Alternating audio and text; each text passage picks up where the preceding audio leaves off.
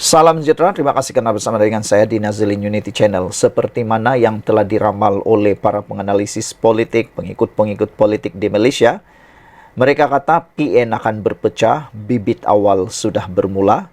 Ramai yang tak setuju, ramai yang kata, kau cakap saja, sembarang cakaplah, tiada buktilah dan sebagainya.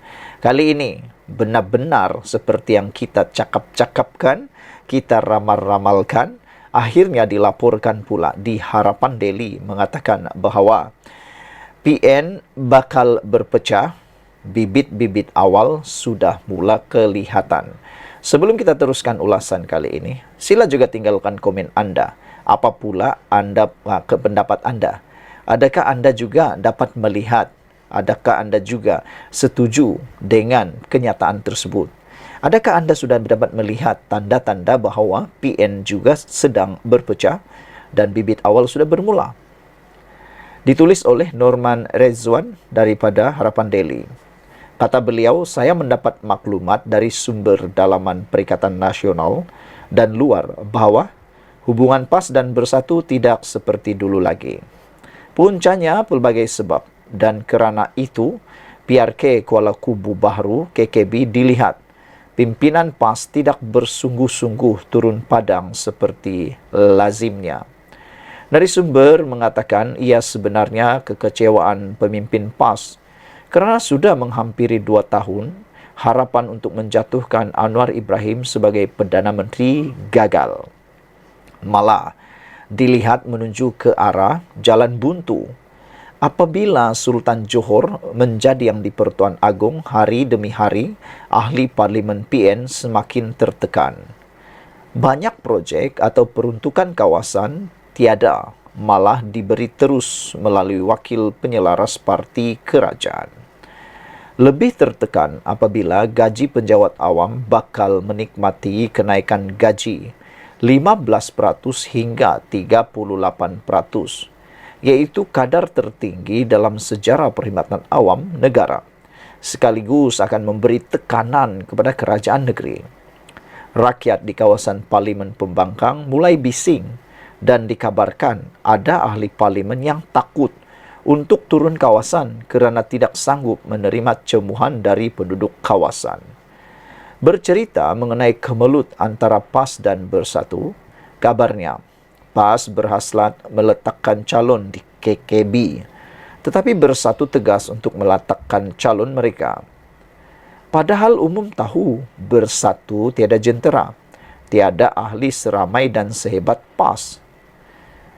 Penumpang PAS semalam dikatakan terbongkar kononnya di kumpulan WhatsApp PAS kawasan Hulu Selangor, berang kerana calon Bersatu mendiamkan diri daripada menjawab isu pinjaman Along.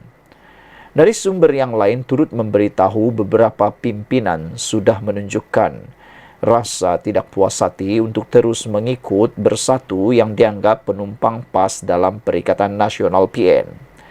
Minggu lepas, saya duduk sekali dengan pimpinan kecil PAS yang saya kenali sejak bersama-sama dalam Pakatan Rakyat PR. Katanya Bersatu ini sebenarnya bersama PAS pun tidak menambah, tidak bersama PAS tidak mengurang.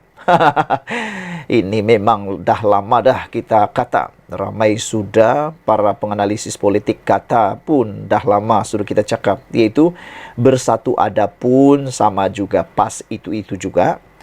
Bersatu tiada pun itu juga PAS. Tiada Bersatu pun sama saja, ada Bersatu pun sama saja. Tiada nilai tambah, tiada nilai tolak. Begitulah.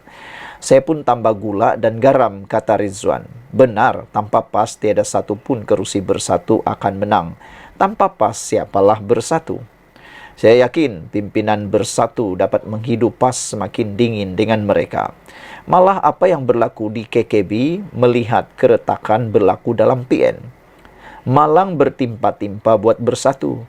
Selepas 5 ahli parlimen Bersatu menyokong Perdana Menteri ke-10 yang membuat PAS berang, kerusi Ihsan diberikan kepada Bersatu terlepas begitu sahaja kepada Kerajaan Perpaduan. Lebih membuat Bersatu tertekan, pengaruh mereka di Sabah. Kehadiran Muhyiddin dan Hamzah kali ini tidak disambut Ketua Menteri Haji Jinor dan Masih Manjun yang merupakan tulang belakang pengaruh bersatu di Sabah. Di ruangan komen, rata-rata rakyat Sabah mencemuh bersatu. No bersatu now, kami GRS. Kini bersatu hanya bergantung kepada Ronald Kiandi yang tidak mempunyai pengaruh di mata rakyat Sabah. Berdasarkan perkembangan semasa PRN tahun depan, bersatu tidak akan dapat memenangi satu kerusi Dewan Undangan Negeri pun di Sabah. Malah, pengaruh parti itu semakin lama dilihat semakin hilang terhakis. Tanpa kekuatan kuasa politik dan sumber keuangan sangat sukar untuk bersatu, terus menguasai Sabah. Mereka dulu hebat kerana Muhyiddin ketika itu adalah Perdana Menteri. Sebagai pemerhati politik, setiap yang berlaku tidak berlaku tanpa sebab. Ia seperti daun bergoyang kerana ada angin. Baru-baru ini, Zuhdi mahukan pemimpin Islam melakukan gencatan senjata. Nik Abduh bertemu Perdana Menteri ke-10, Menteri Besar Kelantan Datuk Panglima Perang Isytihar di depan umum dirinya berpolitik hanya 5 tahun sekali.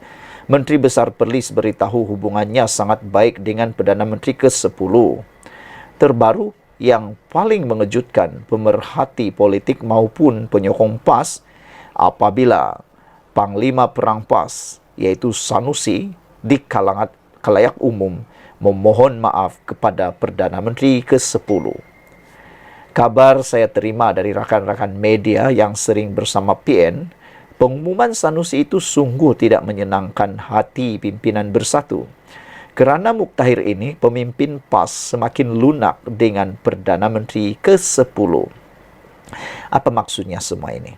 Semalam saya dihubungi seorang rakan dan ditanya, Anta jika PAS bersama dalam kerajaan bagaimana?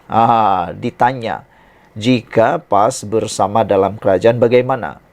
Jawaban saya, Anaju sudah menulis sebelum ini. Politik sangat dinamik dan kita kena realistik.